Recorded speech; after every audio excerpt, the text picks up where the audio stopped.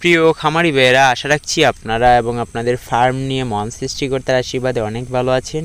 আমি অনেক দিন পরে ভিডিও দিচ্ছি। আমার শারীরিক দিক দিয়ে আমি ভালো ছিলাম না, এই জন্য। তো আজকে আমরা জার্সি গরু সম্পর্কে জানবো। আর এটা হচ্ছে একটা গভীর অরণ্য জঙ্গলে গরুগুলা পালন করে থাকে পাহাড়িরা। আর পাহাড়ি গরুদের এই যে খাবার দেখতেছেন, লতা পাতা, এই গাছ ব্রিক, ওইগুলা খেয়েই কিন্তু ওদের জীবন ধারণ করা হয়।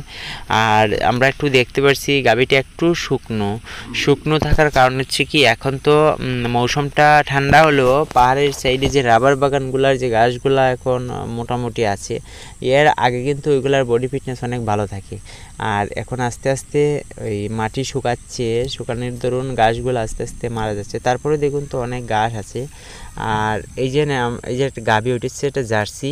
ওইটার মাও ছিল জার্সি, বলতে করজ দেশের থেকে, ওদের পাহাড়ির থেকে বললো। আর ওটার পরে এইটা আসছে, এটা থেকে আবার এই তিনটে আর ওই যে একটা ছোটো একটা বাচ্চা ফুটফুটে, এই বাচ্চাটা হচ্ছে চতুর্থ বাচ্চা। এটা একটা বকনা বাচ্চা জার্সির।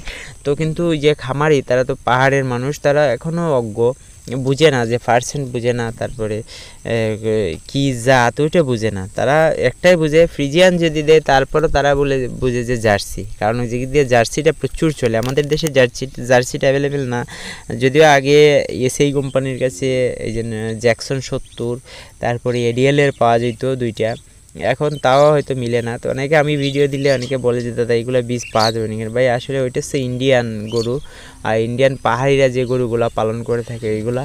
আর ওখানের যে জার্সি, এই গাভীটা 11 লিটারের মতো দুধ দেয় এখনও, দুবেলায় মিলিয়ে। আর ওইটার ওই যে উপরে একটা লাল বাচ্চা দেখতে পাচ্ছি, এইটা হচ্ছে আপনার প্রেগনেন্ট আছে। ওইটাও ওইটার মার গড়ের।